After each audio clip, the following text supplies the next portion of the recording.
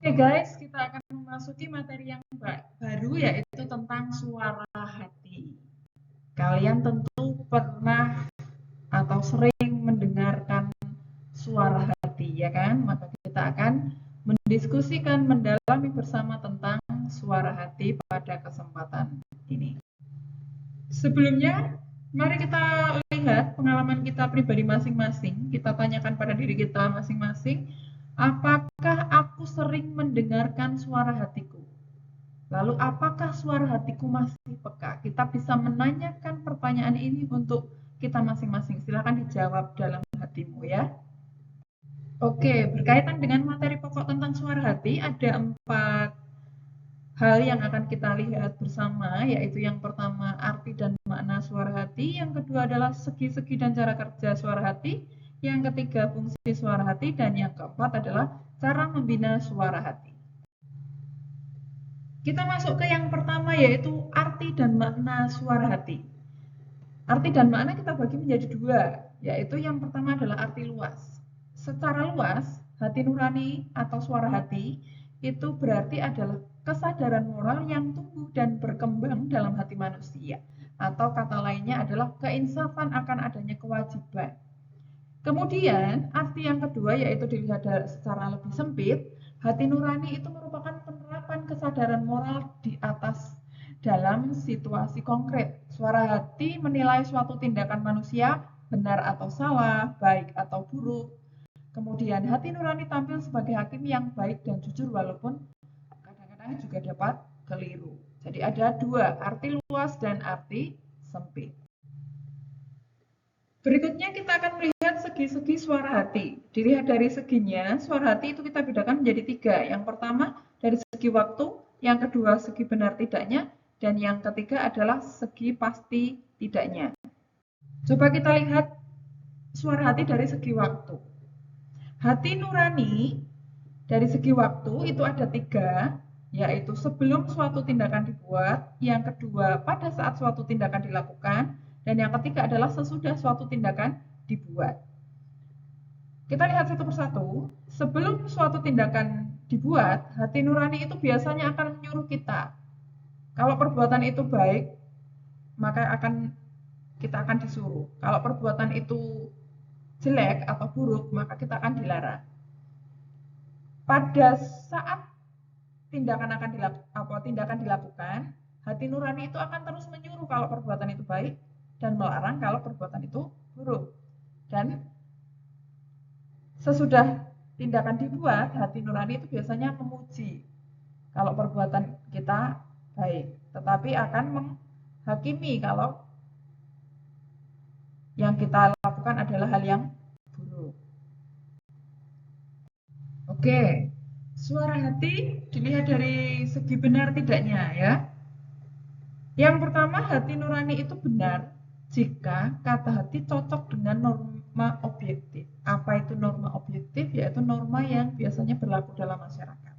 Yang kedua, hati nurani keliru jika kata hati tidak cocok dengan norma objektif.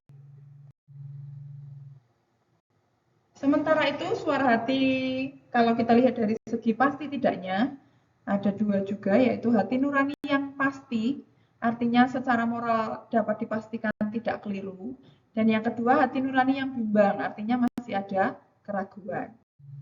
Jika demikian, lalu pedoman yang dapat kita pegang apa? Catatannya adalah hati nurani yang benar dan pasti, perbuatan yang baik dapat dan harus dilakukan, atau perbuatan yang buruk harus dielakkan. Hati nurani yang pasti tapi keliru, perbuatan yang baik dan harus dilakukan, atau perbuatan yang buruk harus dielakkan.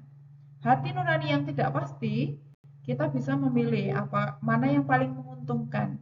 Apalagi jika menyangkut nyawa manusia, maka keselamatan nyawa itu yang harus didahulukan.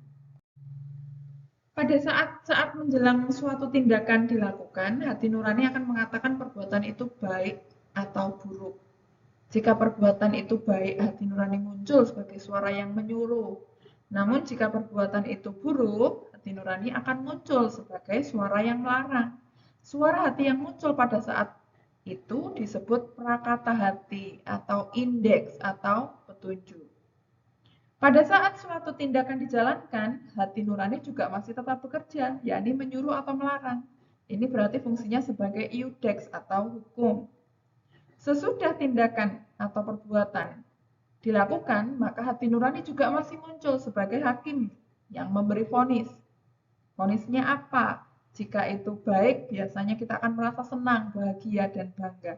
Tapi sebaliknya, jika yang kita lakukan adalah hal yang buruk, maka hati nurani akan mencela kita, menyalahkan, sehingga kita menjadi merasa gelisah, merasa malu, merasa menyesal, putus asa, dan sebagainya. Ini berarti kata hati fungsinya sebagai penghukum atau vindex. Fungsi suara hati atau hati nurani dan bagaimana sikap kita terhadapnya. Yang pertama kita lihat fungsinya dulu. Yang pertama, suara hati itu sebagai pegangan, pedoman atau norma untuk menilai suatu tindakan. Apakah tindakan itu baik atau buruk. Yang kedua, pegangan atau peraturan-peraturan konkret di dalam kehidupan sehari-hari. Kemudian yang ketiga, menyadarkan manusia atau menyadarkan kita akan nilai dan harga diri kita sebagai citra Allah.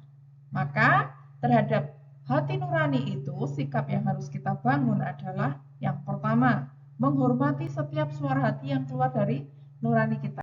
Yang kedua, mendengarkan dengan cermat dan teliti setiap bisikan hati nurani.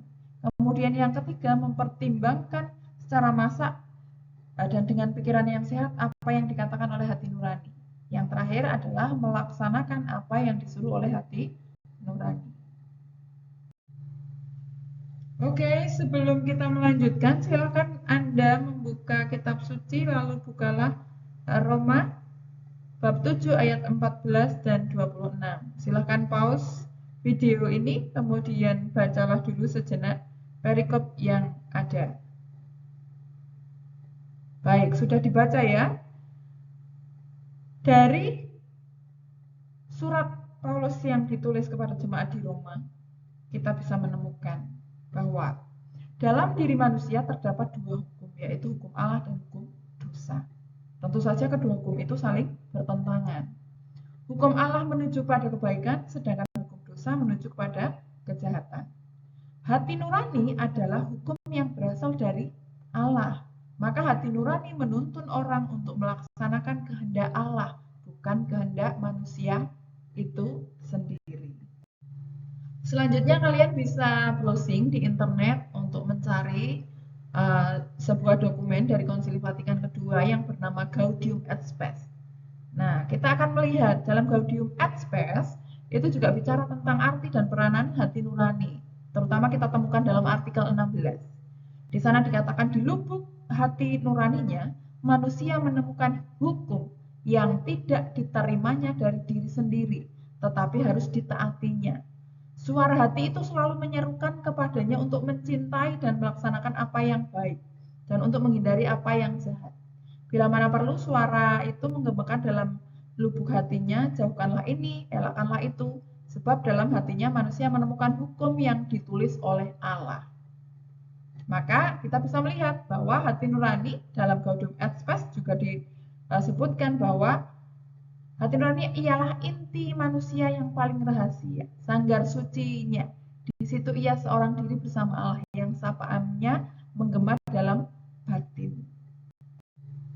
Baik, setelah kita secara singkat mempelajari tentang 4 pokok hal tadi, maka selanjutnya tugas Anda adalah menuliskan bagaimana cara membina suara hati. Lalu kemudian sebutkan contoh-contoh tindakan untuk membina suara hati supaya tidak tumpul. Oke, sekian dulu untuk materi